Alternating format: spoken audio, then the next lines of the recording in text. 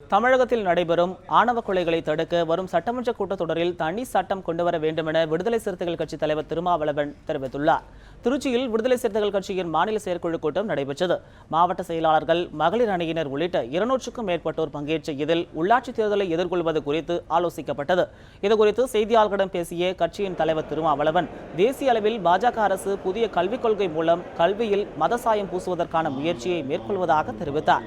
ஈழத்தில் தமிழர்கள் கைது செய்யப்படுவதும் சித்திரவதை செய்யப்படுவதும் கண்டிக்கத்தக்கது என தெரிவித்த அவர், வரும் 21ஆம் தேதி சட்டமன்ற கூட்டத்தொடரில் கவர்ச்சி அறிவிப்புகளை அறிவிக்காமல் பழங்குடியினர், தலித்துகளுக்கு பயனுள்ள திட்டங்களை அறிவிக்க வேண்டும் என்றார். மேலும் ஆணவ கொலைகளை தடுக்க வரும் கூட்டத்தொடரிலேயே தனி சட்டம் கொண்டுவர வேண்டும் எனவும் தெரிவித்தார்.